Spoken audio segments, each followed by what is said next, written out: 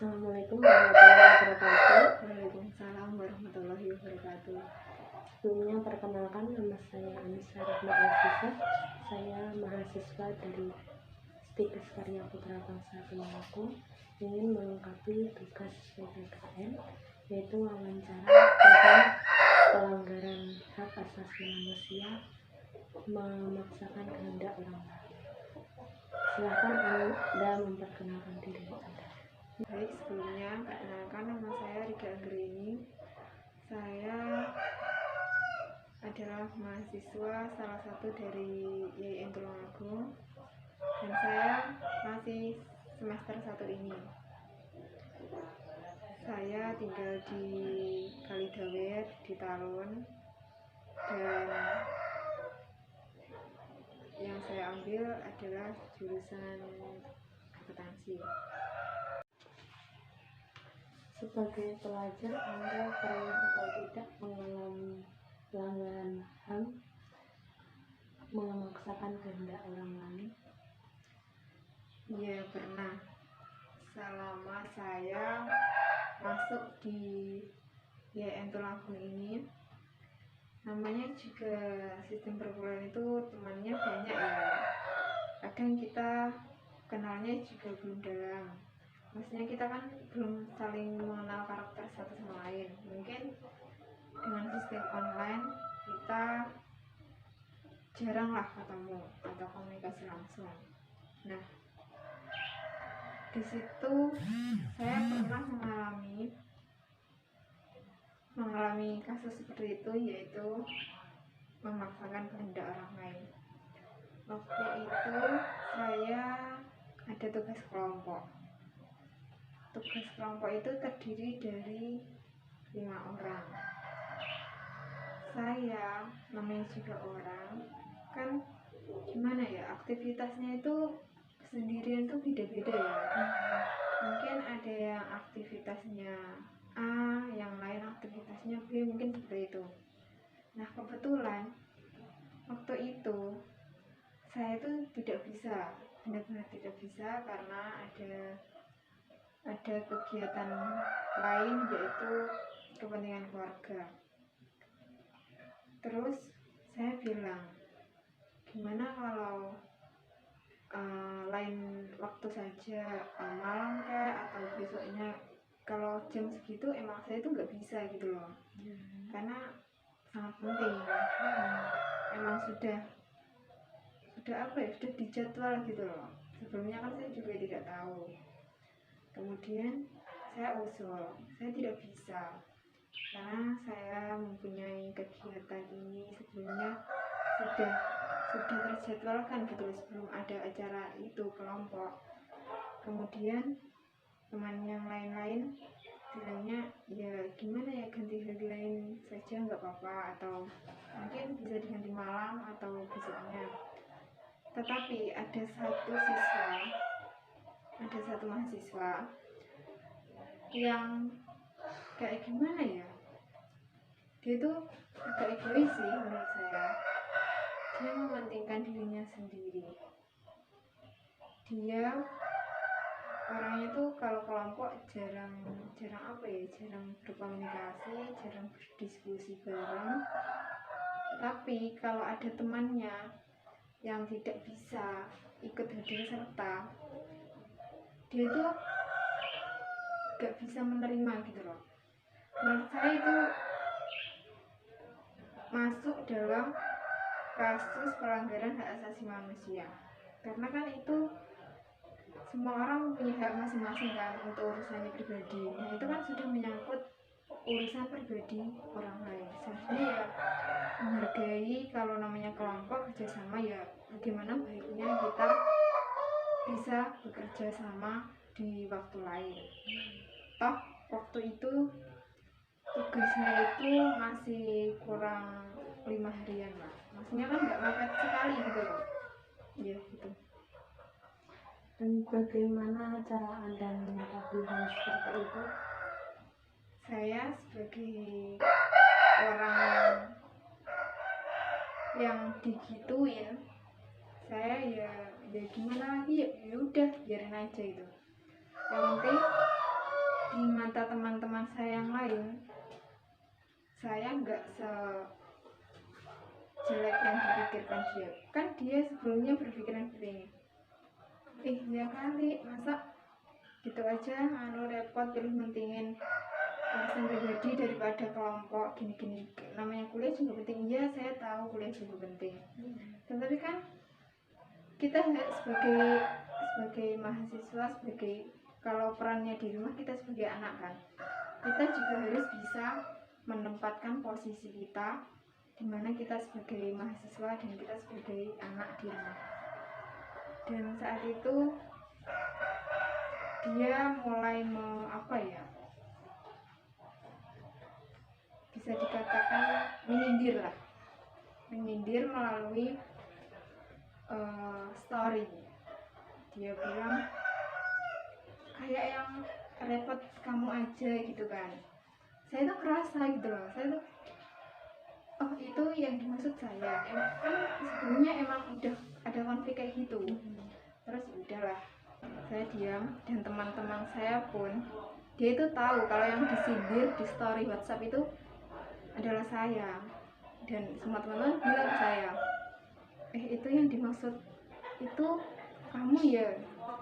Saya cuma diam, ya nggak tahu, namanya juga media sosial, mungkin ada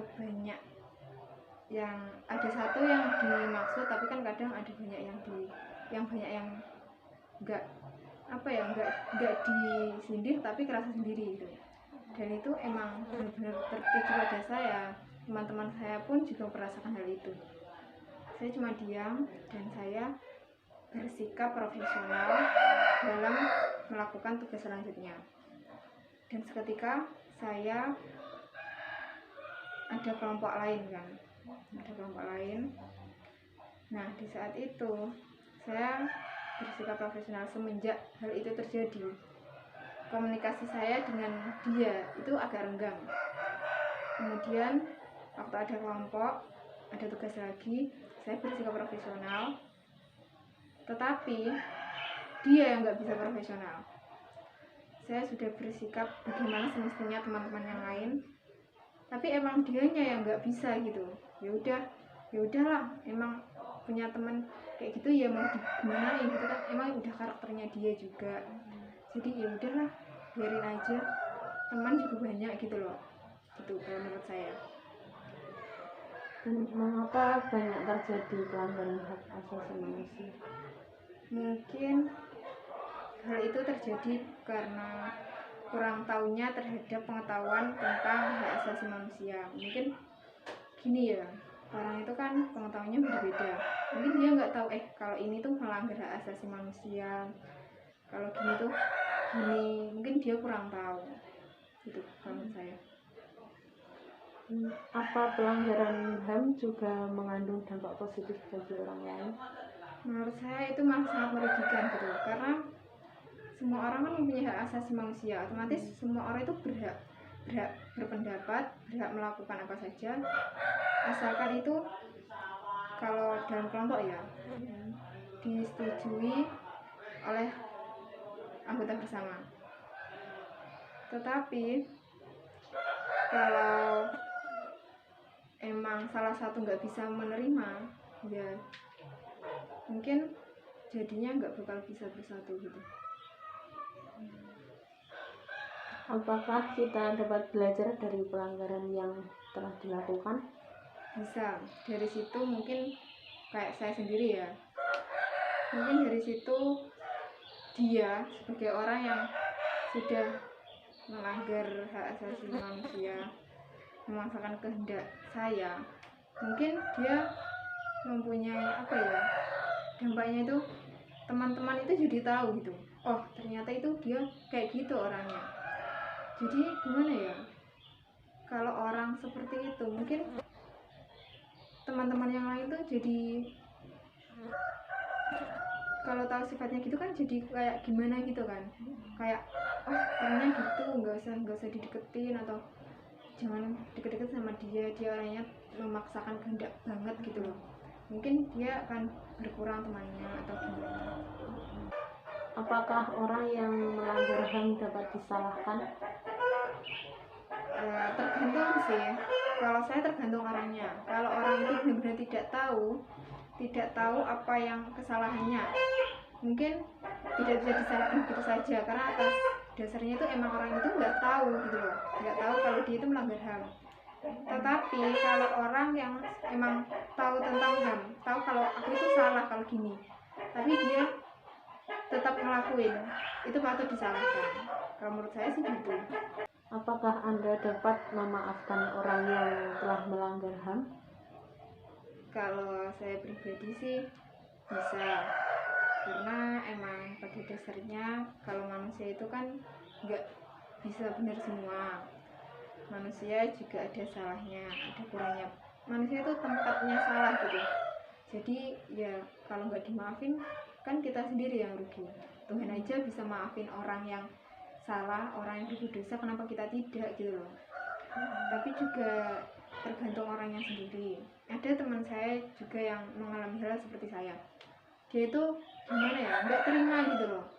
Dia itu membenci orang yang itu menghakimi dia.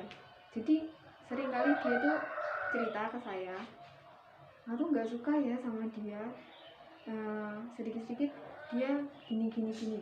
Kalau aku sih ngasih sarannya, ya emang karakternya orang ya seperti itu. Mungkin kita ya sebagai manusia harus saling mengerti lah. Kalau orangnya itu nggak benar-benar kebangetan, ya udah diemin aja. Tapi emang kalau orang itu udah melanggar banget gitu, mungkin kita bisa melaporkan ke pihak yang berwajib. Udah gitu aja. Apakah pelanggaran HAM dapat dihentikan?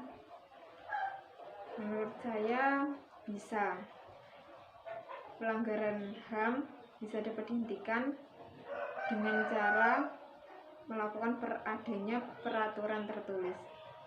Karena jika ada peraturan tertulis, maka manusia itu sekali berbuat itu kan akan mikir, ada peraturan tertulis seperti ini, nah dilarang gini karena melanggar hak asasi manusia.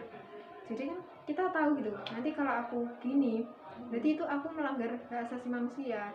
Jadi kita bisa mengantisipasi kita sendiri lah, jangan sampai kita melanggar hak asasi manusia. Dengan adanya peraturan tertulis, kita jadi bisa lebih hati-hati dalam berbuat. Terima kasih atas waktunya, karena sudah bersedia saya wawancarai. Iya. Wassalamualaikum warahmatullahi wabarakatuh. Iya. Waalaikumsalam warahmatullahi wabarakatuh.